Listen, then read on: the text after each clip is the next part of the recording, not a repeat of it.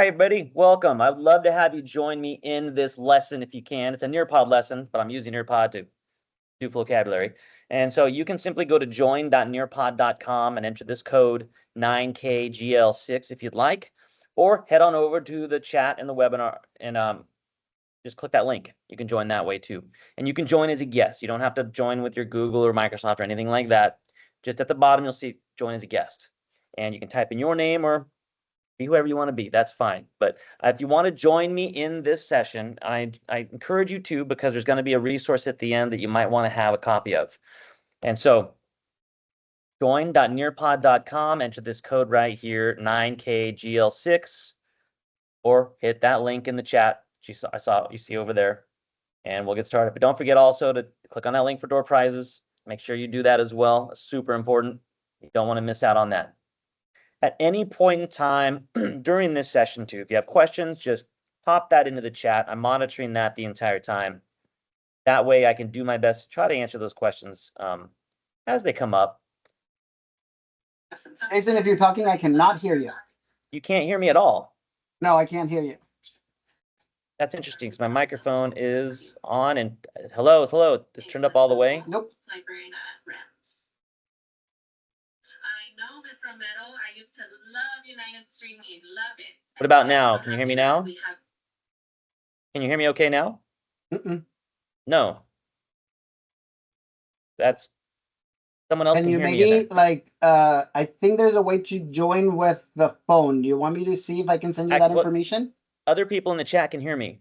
Oh, you guys can hear him and I cannot. Okay. So as long as they can hear you, that's good. Okay. All right, perfect. I think we're good to go. Maybe my computer just gave up because I have so much stuff in here. All right.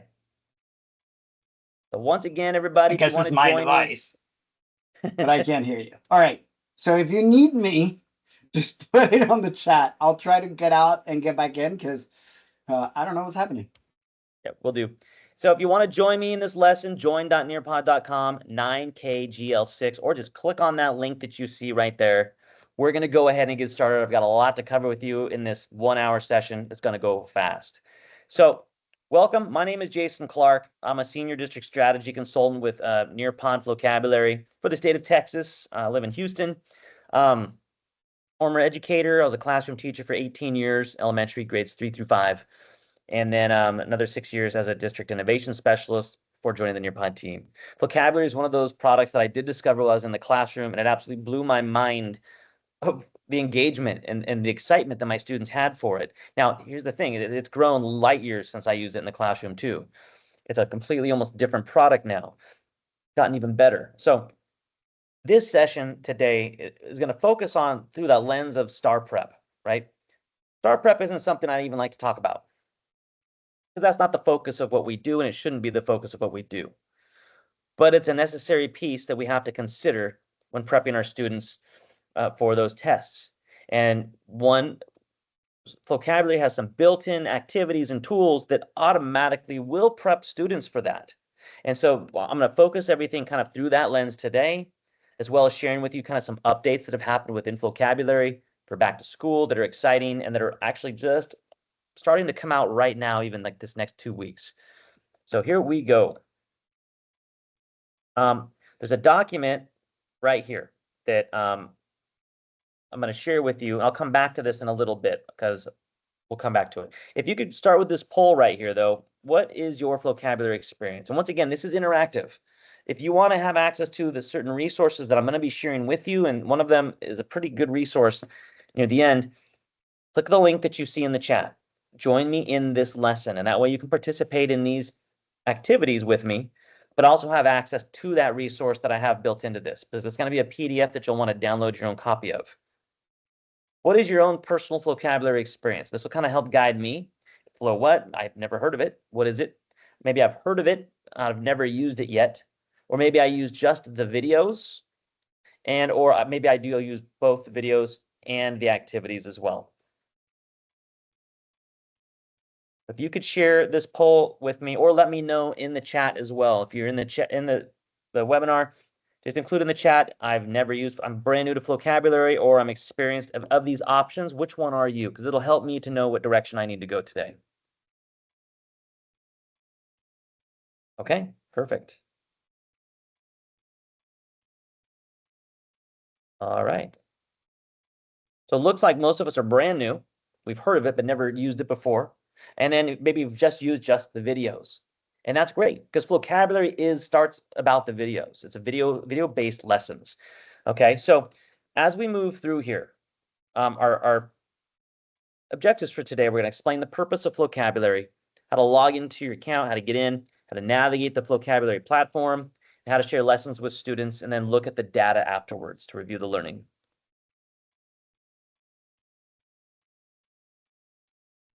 But real quick, Collaborate board. Once again, this is one of those interactive pieces.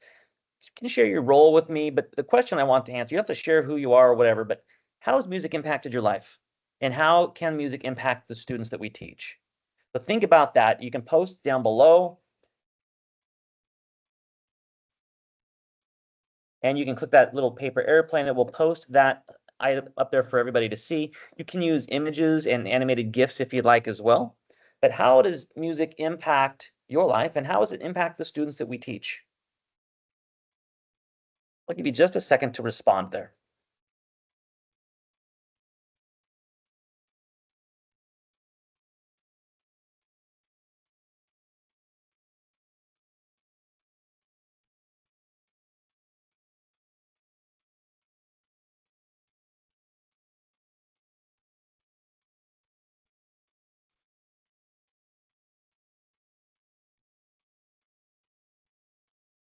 So this is where you'd need to be in the tab that you're in the lesson with me. See some coming through here. Welcome. The music as my students are doing group or independent work, and they actually work. Yes. Love the music in the classroom. And music has helped me express myself. Fantastic. Whether we know it or not, right? Music affects us all in different ways. It plays a big role in our lives.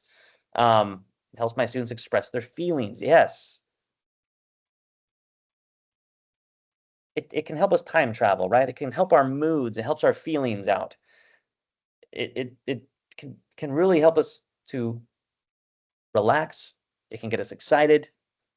I remember, like, certain songs I remember hearing for the very first time in my childhood. I remember exactly where I was at that moment as well. Like I said, it can help us go back in time. Helps us remember things. It's attached to our memory, right? It's engaging, yes. And so, not just with us, but our students, it also plays a big role in their lives as well. I love this. I've taught figurative language through famous songs. Fantastic. So thank you for sharing these. Let's go ahead and move on, because I've got a lot to cover with you today. Why hip hop music? Okay, now hip hop music in general, it's storytelling, right? There's storytelling. It promotes social emotional learning. It's inherently educational, and it's culturally responsive as well to our listeners. We know that music helps us cognitively with our memory. Let's take a look at this chart here too. We're talking about words per song. The word count in hip hop music is considerably higher than any other genre of music out there.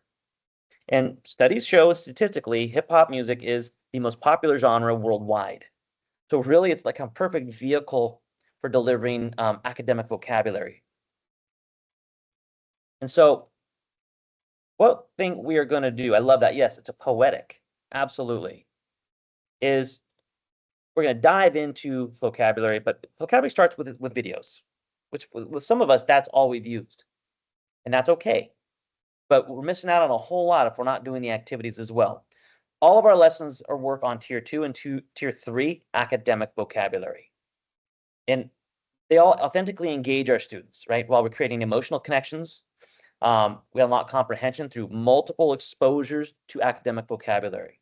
Studies show that it takes our brains roughly around 17 times to hear a word before it's really truly locked into our long-term memory. Throughout these lessons, each lesson, students are exposed to each vocabulary word roughly 13 times per lesson. And so the science is there. So let's take a look. It starts with video. And we're going to start with a video here. We're going to watch a video. What I want you to do while we're watching this video, I'm going to type in one here. Hyperbole. My favorite words to say. Hyperbole, we're going to watch this video. While you're watching this video, though, I want you to watch it through the lens of what pieces are built into this video for good instruction. Here we go.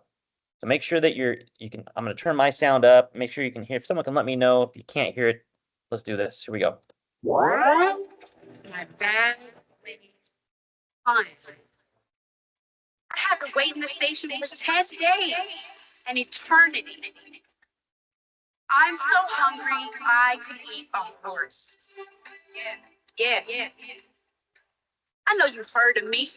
The best figure of speech, hands down hyperbole. I'm the one that similes yearn to be. I'm brighter than a university. I'm used universally. Well, maybe not quite. It might not be true, but it sure sounds nice. John Henry and Papa and you both owe me a little something.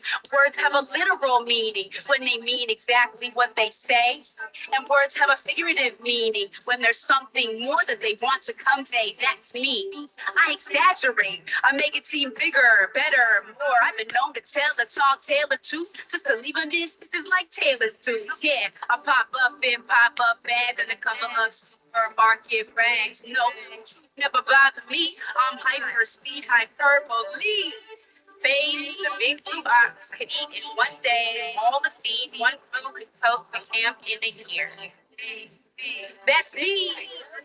Hyperbole, exaggerate for effect. Certainly, build intensity and urgency. Hyperbole, I know you heard of me. Not hyperbole, hyperbole, exaggerate for effect. Certainly, build intensity and urgency. Hyperbole, I know you've heard of me. Now, why in the world would all these folks use me in the writing, speaking, and jokes? Authors can use hyperbole to emphasize the stature and the size of the character, so they come alive. Take Johnny Appleseed, a real guy who's walked barefoot a lot, okay? So his feet were calloused, and they say if a rattlesnake bit his feet, that snake would die immediately. Ha. That's hyperbole. Used to convey Johnny's toughness, see? Or ask any preteen, certainly. Hyperbole conveys urgency. Now, I don't get to go to the mall tonight. I'm literally going to die. Literally? Not literally, but is it a lie? When it shows how he feels inside. And marketers use it all the time to get you to buy and buy and buy. World's best pizza. And yet, did they conduct an actual test? Hitting that pizza against all the rest to crown that slice of the global best? Nah, they are being hyperbolic, just trying to get what's in your wallet. When you see those claims, you are seeing me, exaggerating for effect, hyperbole. You got a smile that could light up the whole town. That's my girl Taylor. Yeah. That's me. Hyperbole, exaggerate for effect. Certainly, build intensity and urgency. Hyperbole, I know you heard of me. Not hyperbole, hyperbole, exaggerate for effect. Certainly, build intensity and urgency. Hyperbole, I know you heard of me. Hyperbole, exaggerate for effect. Certainly, build intensity and urgency. Hyperbole, I know you heard of me. Not hyperbole, hyperbole, exaggerate for effect. Certainly, build intensity and urgency. Hyperbole, I know you heard of me. All right, welcome back. So that's hyperbole. And I will apologize now if those lyrics are stuck in your head the rest of the day. But I'm not sorry, because a lot of times they will be. So real quick here, Collaborate board, what did you notice? What did you notice about those structures? How did it support learning? How did this video support learning? So if you could just share a couple thoughts real quick on this Collaborate board, we'll spend just about a minute here. Just fire off some of those things. What did you notice built into that video that supports learning?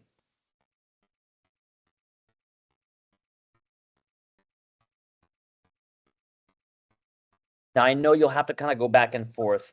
Like, for example, the video, you needed to see the screen that I'm presenting to you. But to communicate through this activity, then you've got to be in the tab that you're in the lesson with me as well. And I'll try to let you know where I want you to see my screen as well. Visuals, yes. Lots of repetition of lyrics, definitely.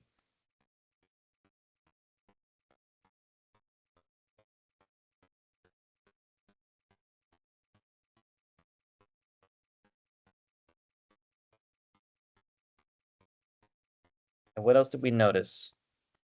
Yep, once again, repetitive definition. Multiple exposures.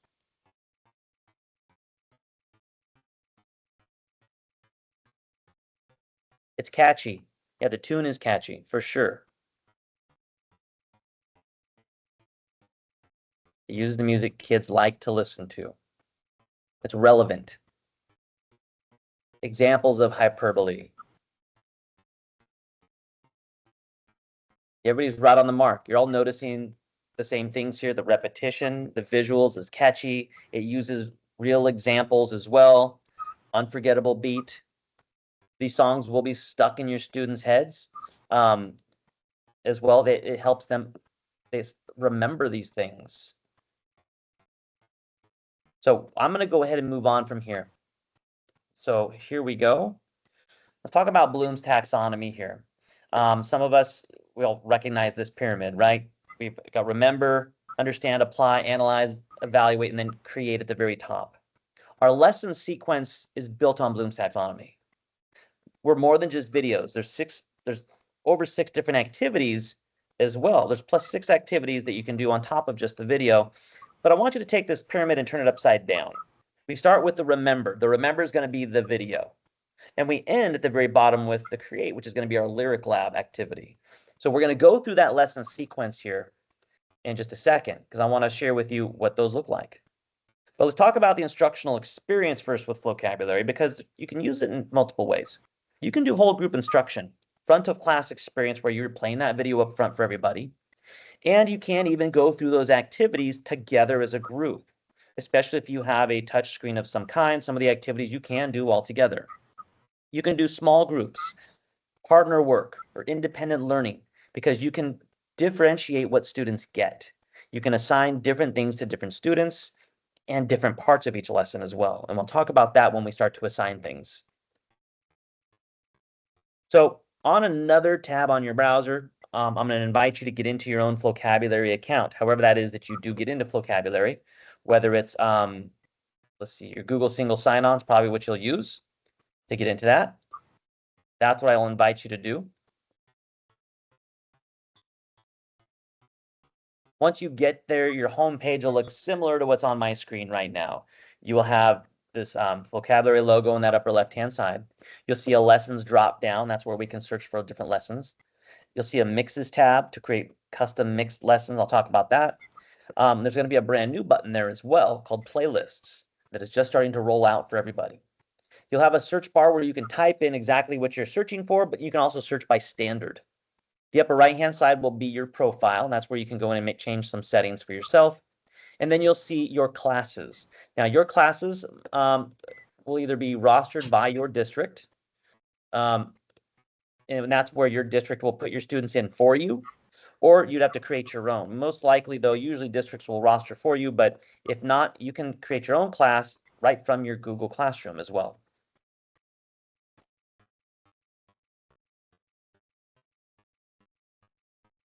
All right, so you have different types of content within Flocabulary. And what we're going to do to take a look here at the different types of content. You're going to have lesson content, which is your core subject areas. This is where you'll have tier 3 vocabulary work. Lesson mixes, where you basically will have a literacy skill, an individual skill that's combined with a Flocabulary video. So there's a video that instructs on that skill and then follows it up with a Flocabulary video where students have to pull evidence from the video text. You're also going to see current event lessons, which will be the Weekend Rap and Weekend Rap Junior. These are custom-made hip-hop songs and videos created every Friday. Every Friday, a brand new one comes out, and it basically takes the news for the week and puts it into a hip-hop song. It's fantastic. And then you see our vocabulary lessons. This is the Word Up project, and this focuses just on tier 2 vocabulary. You know, tier 2 vocabulary, those words that are commonly used every day. They're words that pop up on the STAAR tests quite a bit. Where tier 3 is a real subject specific when we talk about like mitosis, cellular, whatever. Those are real tier 3 words. And then we have our Nearpod originals, which are content specific videos that are taken from the Nearpod library. They're not hip hop based, but it brings them in to focus on that academic vocabulary. and uses the lesson sequence with all the activities within Flocabulary to work on that. Now, at my home page, if you take a look, I'm going to kind of navigate through Flocabulary with you here. Right here, I've put my cursor over the lessons drop down, and you're going to see the different subject areas: language arts, math, science, social studies, life skills, vocabulary, current events, and Nearpod originals. When I put my cursor over each subject area, you're going to see a pop out with the subcategories and then a number in parentheses. For example, reading and writing, there's 606 lessons in there. Math, science, social studies. And I'm going to point out life skills because these are some great health and wellness, social emotional learning lessons that are in there. Great way to start the school year off. We can talk about empathy, respect, things like that. Vocabulary, you're going to see color-coded. Word up, peach, grape. When I click on that, I can see those colors right here, but you'll also see that they're grade level specific. Peach is grade K, grape is grade 1, and so forth. This is important to know this because when students can all be in these lessons at different levels, they'll all be in different lessons. You can assign them because they're level based. For example, though, if I had a 4th grade class, some of my students would be in orange, some of them might be at a 5th grade or 6th grade level, some might be at a 1st grade level. The color codes are what students see. They don't see the grade level equivalent. So that's what the colors are for. For example, if I click on grade 3, then you see the lesson list here, and they're all sequential. There is a diagnostic test that you can give your students that place them where they belong on the spectrum here, where they can get started. And then there's pre and post assessments as well, but they all are paper and pencil. I can also just type in the search bar right here, whatever I'm looking for. But let's talk about teaching by standard. When we're preparing our students for the STAAR test, we need to make sure we are hitting those standards. If I click on the standards alignment button right here, I will choose all standards. And right here, then I'll choose in the drop down Texas. And I'll choose my core subject area. Let's say science, and then my grade level. Let's go 6th grade. And I'll click search. What it's going to do is to bring up all of the 6th grade science TEKs. And from here, I can see those TEKs, but next to them, I'll see correlations. These correlations are vocabulary lessons that hit that exact standard. For example, if I hit the correlations, I can see these 4 different lessons here. There's 2 lessons here. There's 4 here. And if I want this lesson, say on fossils, I just click on it and I can view that lesson. So when we get into and see these lessons, you get to see the lessons kind of with the lesson sequence out to the side. It always starts with the video, okay? Now, one thing you'll notice when you put your cursor over the video, you're going to see original speed. Sometimes hip-hop songs can be inherently fast and hard to follow and hard for our students to comprehend. And so when you play the video, when the students play it, they can click on original speed, and then you can see there's 2 other speeds, slower and slowest, which will slow that song down for them so they can follow along and read along. So I'm going to show you an example of this and what it sounds like. This is original speed. Things that ever lived are not things. I want to know way more about them. From top to the bottom, want to know how they lived, what they eat.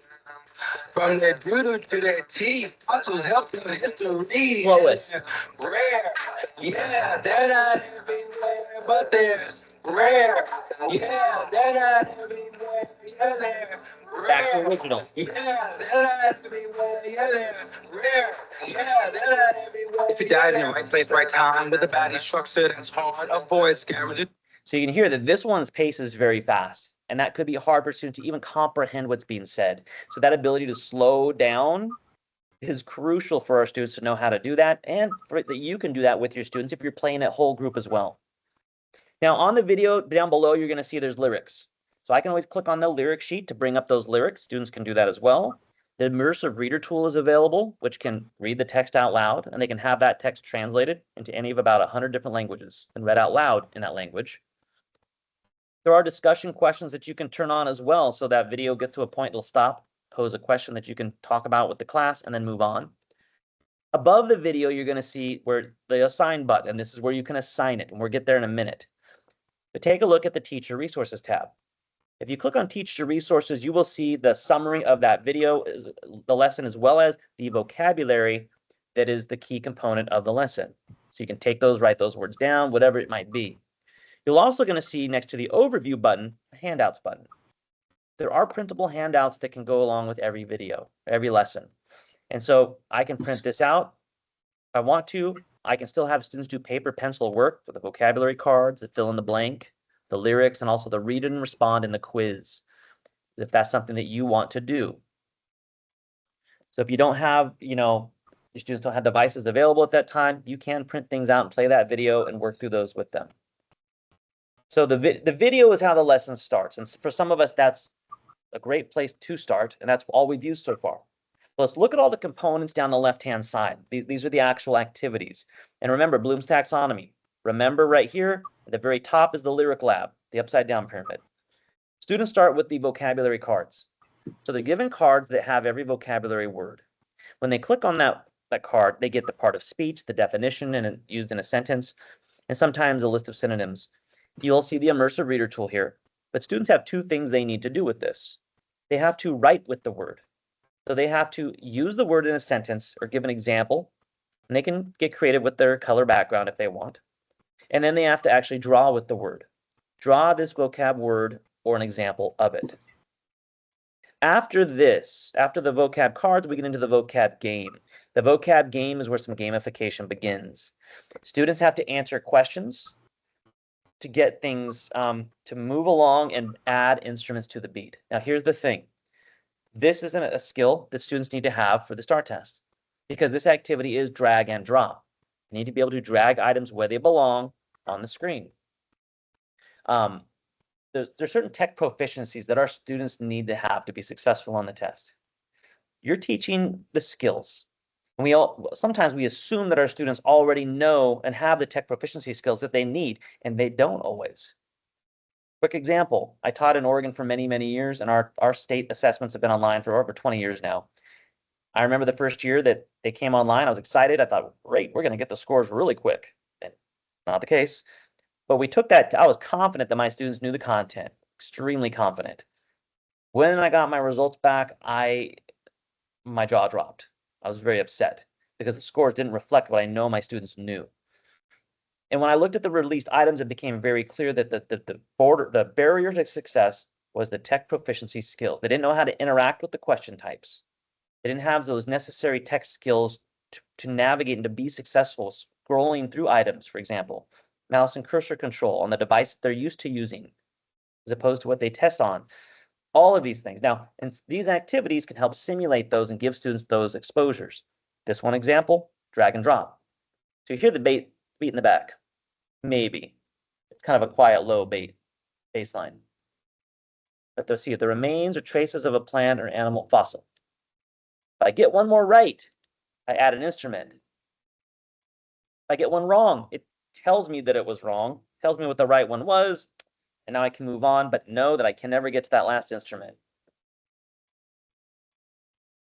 So we go. We keep adding instruments here.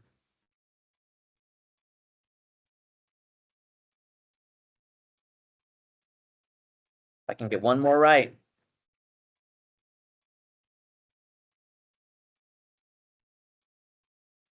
All right, so we keep adding along, it's gamified. The next activity we get to is the break it down. And this component here absolutely simulates some STAAR prep here.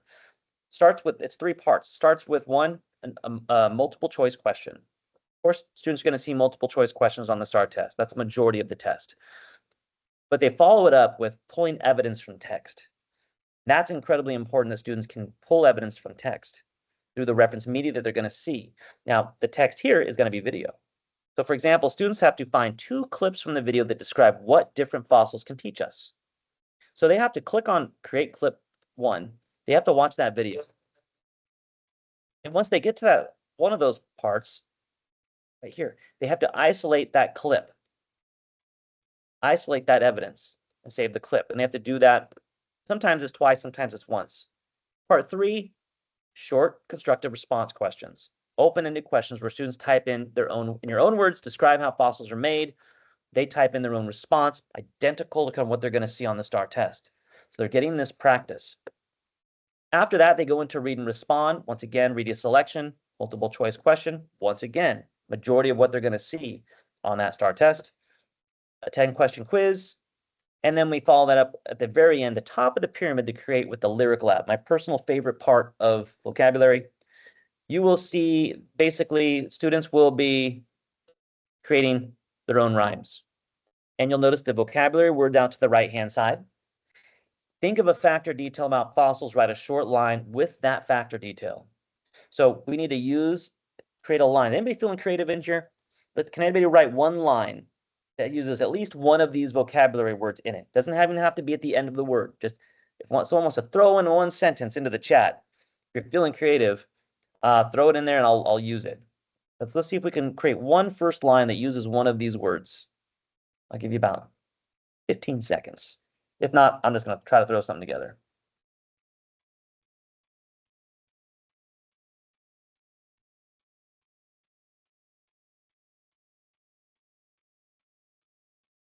A little bit longer here.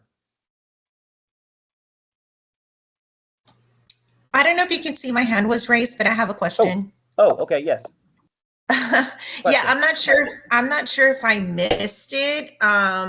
But how will the students have access to this? Because I know they can get on through Clever, but do you have to create classrooms in Flocab, or you know, once you're in there as a teacher, they already have like direct access? Or I mean, how does this work? Because this is like would be the first time that I would use this. Yes, that's actually coming up in this presentation after all this section here. I'll cover up how to create classes, how to create assignments, and how students access it all. So, okay, sorry about that. Thank you. But that's okay, not a problem. All right, so I'm going to write a quick line here. I'll say, digging dirt, found some amber today. You'll notice that when I wrote that line, it highlighted that word, it changed the color. So now I can click Get Rhymes, and it gives me a rhyming dictionary to help me with my writing process for that next line. So we're writing couplets here. But let's say we need some inspiration, and this is something I do challenge you to do whole group with your class first, all together writing, and then set students free to do this on their own. And now it's higher order thinking too. I know not all of my students could do this on their own. I'd like to group them together to create. But at the bottom here, you're going to see there's different beats that students can choose from to inspire their writing. There's different genres. Maybe I feel more like this one. There we go. Or maybe we want to slow it down a little bit. There's many different ones that they can choose from to inspire their writing. And so they're writing couplets here. Now, sometimes this takes us out of our own comfort zone. You know, I wasn't comfortable singing in front of my class, but with this kind of music, it's just spoken word. You read it, it's a poem, and you throw some music behind it, and there we go. So sometimes leading by example, getting ourselves out of our comfort zone a bit and leading the class through this, it inspires them to know that it's okay and they can do this on their own, and you'll get students that want to perform. Now, there's a button that's saved, a button in the upper right-hand side that anyone can click on, a student can click on, and it will download a PDF of a lyric sheet so they can have that sheet printed out for them. They can hold it in their hands while they perform or have it posted on the wall, whatever that might be. So that is the lesson sequence here, right? The video plus 6 different activities, that multiple exposures to these vocabulary words. Now, let's talk about creating classes. Most of the times, districts will create a class for you. Now, when you get into your Flocabulary account through Clever, if you take a look at it right now, if you could let me know if you see your classes there. When you scroll down your home page, you should see My Classes, and you should see either your class or classes there if your district rosters for you. If not, you will have to create your own class.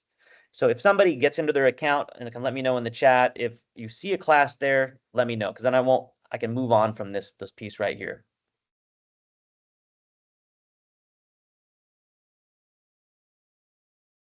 On import classes, would that be like the classes that you have from your Google Classroom, or? Yeah, okay. That's about the easiest way. If you click Add Class, you can import right from your Google Classroom. So if you have your Google Classroom set up, you can click Import and bring them in that way. That's kind of one of the easiest ways to build the class that way.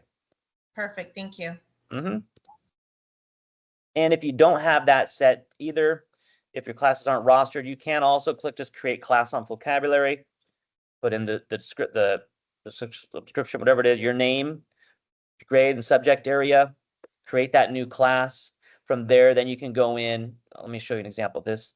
From there, you can kind of go in, go to manage class, and you can just write the code down on the board, have students go to this website here, the flocabulary.com/join class. They get in there, put the code in, and fill in their information. Once your classes are there, then we want to assign work. And there's a couple different ways that you can assign the work. Once you're in a lesson, you see an assign button right here. When you click that assign button, it's going to ask what class or classes do you want that assignment to go to. And I can click all of my classes if I want to. And so if I have multiple class periods in there, I can have it go to all my classes. But let's say, for example, I want it to go to my whole class right here, but maybe I have some students that need a little extra support, maybe not to do all of that work. I need to differentiate a little bit for them and accommodate. When I click my whole class and I look at my class list here, I can see all of my students have been checkmarked. But let's say I have a couple students, say Crystal and Nia, that I want them to do this assignment, but do it a little differently. So I just unclick Crystal and Nia, and now I click Save Selection, and now I have to click Select Activities and Dates. So for the majority of my class, I want them all to do, let's say the video, I want them to do everything. I'm going to click off every activity I want them to do. I can see there's 7 vocabulary cards. If I click on that, I can see them there, and I can uncheck some of them. The Lyric Lab, I can customize the prompt. By default, it'll say write 4 lines. Maybe I want them to write 8 lines. And then I choose the visible date and the due date. If I don't put anything in there, it's just visible today, and there's no due date at all. If it's visible from today, I can put a due date, or I can set it for next week, maybe August 12th, and I'll put a due date of the 16th. And I click Create Assignment. So I've created that assignment. It's gone out to all those students that I had checked. Remember, I had 2 students that I unchecked, Nia and Crystal, and I want to give them this assignment, but just a little differently. So I'm just going to assign it again. I click Assign. Instead of choosing my whole class, I just choose my class list, and now I choose those 2 students that I want to give this assignment to. So I can see I have 2 of 15 selected. I save that selection. Now I select the activities just for these students. I want them to watch the video, the vocab card, and the vocab game. That's it. And maybe there's 2, I want to get rid of a couple of these words right here. So I'm going to give them, I'll give them just 4 of these 7 vocabulary words here. And I choose my visible and due date for them as well. That doesn't mean that they can't do the rest of these activities. It's just they're only accountable for these ones that I'm giving them. Create assignment. That has been sent to those students. So that is how you can create assignments. Now, when you're in your home page here, and maybe I've favorited a couple videos by clicking the favorites tab on that upper right-hand side of it. I click the star. I can always come back to it here and see there's recently watched ones, there's favorites, and sometimes there's ones that are recommended for you. When I put my cursor over a lesson and hold it there, I can get the description in my word list, but you're also going to see an assign button there. So I can assign it directly from these lists as well. And it will take me to that exact same option where I need to choose my different classes here. Okay. So what I would like to do right now is I want to give you just a little bit of time to explore these lessons. And I want you to go in, play a video, slow it down, change the speed if you want to. If you find a lesson, go through. I'm going to show you a couple others here once again here to navigate. Oh, let me show you another piece real fast here too before I move on too much. I showed you where to find all the lessons here, right? But mixes, the mixes tab right here. Mixes is creating a custom lesson built on a literacy skill. First, I have to choose a skill, and then I choose the video text. I can scroll down and look at all the different skills by grade level. And you'll notice there's 4 by default, but sometimes there's more. Use the arrows to navigate. So let's say I'm working on, let's say, inferences, for example. I would choose, this is the skill I want to teach. I click inferences and select that skill. Now I need a video as the text. So maybe extinct or endangered species. It's a nonfiction. So I click it. and I finish that mix. So now you can see I've created a custom lesson that teaches the skill and then goes into the vocabulary video. Let's watch this first part briefly to show you what this looks like, okay? So make sure that you can see the screen that I'm presenting and that your sound is turned up. So you can see, I'm not going to watch the entire thing, but we'll watch this first portion of the video so you can see what it's like. Here we go. Let's talk about making inferences.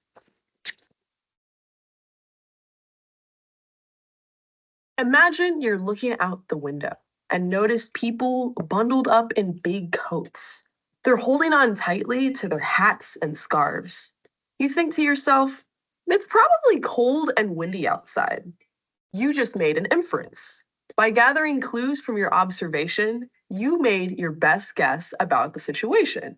An inference is a conclusion you draw using details and your own background knowledge. We not only make inferences in our everyday lives, but also while reading fictional stories or informational texts. You can use details and evidence from the text to make inferences about a story's events, characters, and setting.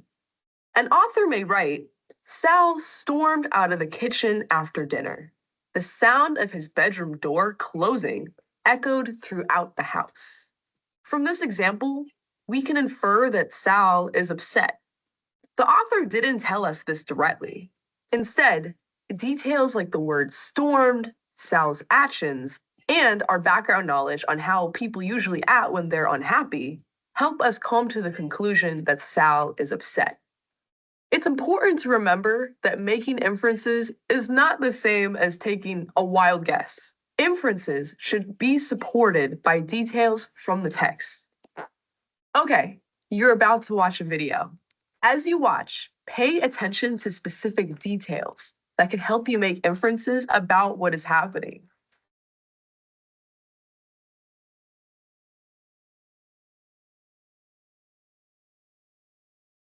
All right, so you see that the initial skill video starts and then it runs them into the vocabulary video focused on looking for those pieces of components. So that's what a mix is. But let's say, for example, that I give this lesson and I look at the data and I see that maybe some students didn't quite comprehend the way I'd hoped they would, didn't understand the concept. Watch how fast this is. I can go back into mixes again. Do the same thing. I can choose the same skill. Down here, inferences. Got it. But I can choose a different video text. Maybe let's go bioluminescence on this one. Just like that, new lesson put together. So you can easily change that. Now also, I want you to notice the playlists button here. This is brand new. Those are back to school. The playlists here, there's some playlists that are pre-created for you down below. For example, tone and mood and math, equations and inequalities. When you go to that playlist, a playlist will have a whole list of lessons in a sequence for you already put together. I can save that playlist if I want to as well, and I can just get started with it right here. So you have this amazing new tool with playlists. Now, coming up pretty soon also, it's not available to everybody yet, it's being pushed out, but it's AI-powered playlists where you can kind of curate your own. I can click create a playlist here with AI eventually. Let's see here.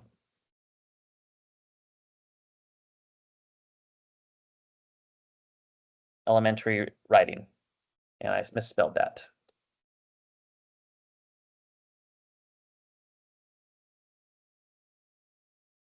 Doing too good here right now.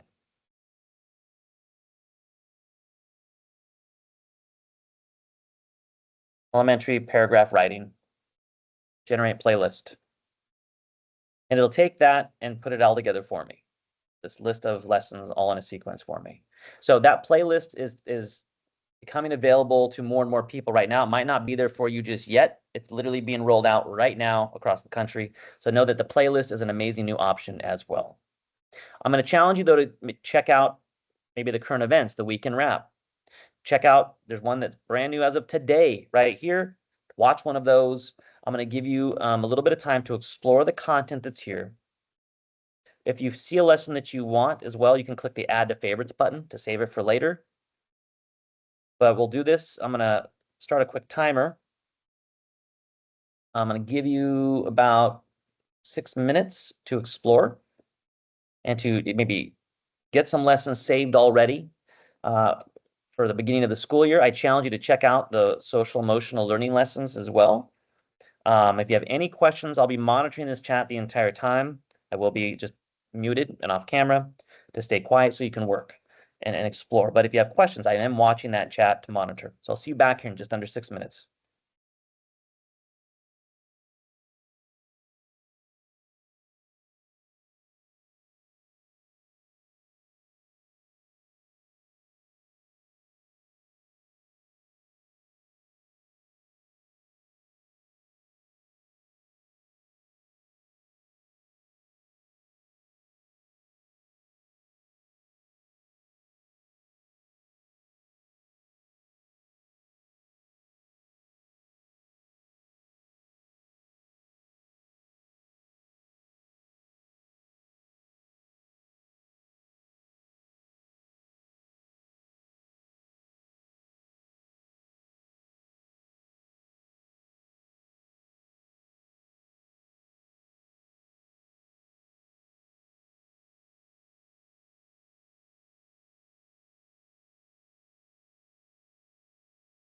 All right, so quest come through, how to get to the state standards.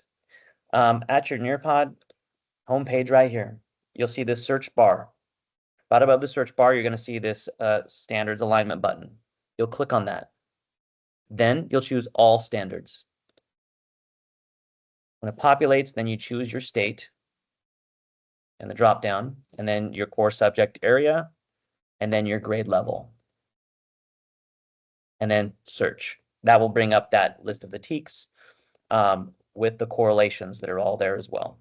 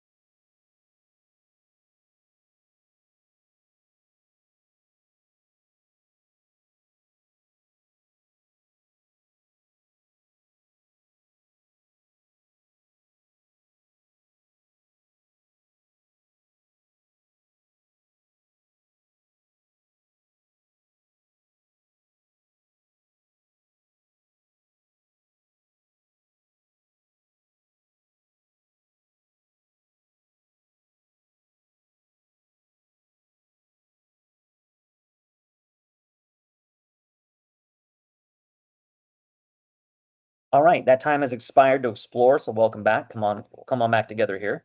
Hopefully that was enough time for you to jump in there and find some lessons that you can start it off right away. So if we come back together in the Nearpod lesson that you're in with me, let's talk about what the student experience looks like. When students get into Flocabulary themselves, and they'll access Flocabulary as well through Clever, when they get into their Flocabulary account, theirs will look a little different. Those will look similar to this on my screen. They will have a lessons tab, and they'll also have an assignments tab. That assignments tab will have a number of how many assignments that they've had assigned to them from all the different classes that they have, that they're a part of. A student can get into any of the lessons in Nearpod on their own and watch the videos and even do the activities. But the activities they cannot do ahead of time are the break it down, the read and respond to the quiz. They can't do those ahead of time to know what those answers are, but they can do the lyric lab, the vocab game. They can do all of those things kind of ahead of time on their own. There's also, they have a dashboard on the right-hand side, a taskbar, which tells them what assignments are due in the order of when they are due, typically. And so they all have access to that right there. When we want to look at data, when you want to look at the assignments afterwards and see the data, at your home page, you're going to see your classes, and you'll click on your class. So I'm going to click on my class here. When you click on your class, you're going to see an assignments list, a list of all the assignments that you've taught. And next to it, you'll see how many have submitted out of how many, and a review button. So all these assignments that have been assigned, I'll go down here, and as I take a look, I'll find one with some data. Further I go, right here, for example, where's it at? Got to keep going because there's lots right here. Characters, for example. When I want to see the data for this assignment, I will click on the review tab, and it will open up a report, a summary, where I'll see my class list. I'll see green dots if they did the activity, blank dot if they didn't. You will see scores that are populated as well. 3 items in Flocabulary will automatically score for you. The vocabulary game, the read and respond, and the quiz. Those will automatically populate a score for you. The lyric lab, the break it down, and the vocab cards, those are the ones that you'll have to manually go in and give them a score. You will also notice that some of them have a little back arrow. These activities, if the student scores or underperforms, you can just click reassign, and it will take that score away and throw that assignment back to the student, that activity, so they have to redo it again. Now, this is the summary. Next to the summary, you're going to see individual review. When you click on individual review, now I can go into any in particular activity, let's say the vocab game, and I can find an individual student. For example, Willow right here. I can see all of Willow's answers right here individually, and to dive in and see which ones did she pick. And from there, if I want to see a broader view, I can click on comprehension analysis. And from there, I have the vocab game, the read and respond to the quiz. And from there, I can see my whole class as a whole, so I can really look at patterns in the data as well for items that were chosen, and maybe some things that I need to cover at a deeper level. So if I want to export these scores, I can click export. It'll download a CSV file, with just basically a spreadsheet with all your class list with all their scores attached. Now, next to the assignments tab, there's a brand new one called the vocab analytics, and this is fantastic. When you click on the analytics, it shows you proficiency, overall proficiency as a class, how many students, each subject, core subject area, and I can put my cursor over, say, the proficient words. That's the high, the medium, and the low words of proficiency. And if I scroll down, I can see my whole class list, and it ranks my class for me by proficiency. Now I can change the scores from the top, the high scores and so forth, but I can bring the red up to the top where I can really focus in. And so it allows me to see these students on a different level and their proficiency scores. You'll notice it takes multiple exposures though to get this data. So you may not have any data there for a while, but the more assignments, the more exposure the students get to the words and the lessons and the activities, that starts to build that data there. So if I want to take a look at Nia, for example, I click on Nia and I can see just her language arts scores here and the words. Okay, these are the words to trouble with. If I want to provide some individualized practice, out next to this, I can click Assign Vocab Practice. When I do that, it's going to give Nia only the flashcards and video just as it's optional, but as a resource for study materials. But then it's going to give her a personalized vocab game. That is that drag and drop game. But it's going to be brand new. It's not going to be questions that she's seen before. It's custom built. I just choose the due date for that and create that assignment, and it sends it directly to just that student. If I want to, though, for my whole class, I can provide individual vocab practice to the whole class as well if I want to. I can choose just the students I want to get that as well. I can do all students or just individual ones. If I see, I don't have to go in each individual student. I can kind of look as a whole if I want to, and then go from there. So you can provide the individualized practice. You get this clearer picture of the data here. Now, one thing that's important on this screen here, you're also going to see a Students tab and a Manage Class tab. If I click Manage Class, I scroll down. This is where I can see if I have the Immersive Reader tool turned on or the Elementary filter on. In Elementary, it's going to be on by default. But if I click on Edit and I click on Immersive Reader tool, I can have that tool turned on for every student or just individuals if I want to as well. In Nearpod, you can't do that. It's all or nothing. In Flocabulary, though, you can. One thing I love about Flocabulary with the Immersive Reader tool is once a student chooses the language of choice, it remembers that language, which is fantastic. All right, so for you to see the Immersive Reader tool so that you can model it for students, you have to go up to your name in the upper right-hand side. Mine says demo, but yours will be your name. You'll click on Profile, scroll down to the bottom, and you'll see Immersive Reader tool. If you want to see it on yours, you have to have it enabled for you too. That way you can utilize it and model it for students' usage, and then update that profile. So that's quickly how you can see the data and access all of that as well. Now, before we go, I have a tool right here that I want you to have access to. Let me grab it. I think this is it here. Take a look at this form right here. Click on it. It's STAAR tested grades and subjects with corresponding vocabulary lessons. It's a workable PDF. So click on it. Once you click on it, download a copy. Find the download button on your browser, whatever that is. Copy and paste, bookmark it. But this document, if you scroll down, has different grade levels and different STAAR tested grades, but corresponding to the lessons here, these lessons are linked out. So if I'm looking for grade 3 for math, grade 3 for ELA, I can click on these and bring those lessons up, and it has the teak out to the side all the way up through grade 8. So if you take a look at this document, if you want this document, make sure that you either download it or bookmark it right now. If you don't, you're not in the lesson with me, I'm going to put it right here in the chat. Click on it right there and download your copy of it there in the chat so that you have a copy of this document. This is one that you can utilize throughout the year here. It's just a little something that is a quick go-to for STAAR tested grades and subjects with corresponding vocab lessons. So download a copy of that.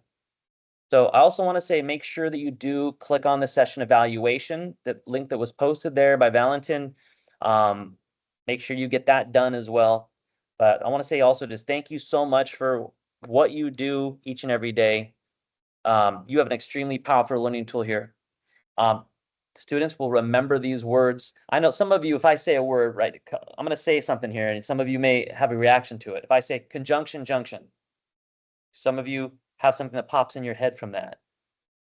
Some of us think, oh, what's your function? I mean, remember Schoolhouse Rock in the old days. Some of us, you're probably like, I don't even know what that is right now. But Schoolhouse Rock was like an early version of this tool, basically use music and video and cartoons to teach vocabulary. And we still remember it to this day, some of us. So you have a very powerful learning tool here to help with real explicit vocabulary instruction. Utilize it. Always feel free to reach out at any point in time, jason.clark@nearpod.com. I'm here to support you every step of the way, but keep on the lookout to check out those playlists that are coming as well. But I thank you all. Have a wonderful rest of your day and just a wonderful start to your school year.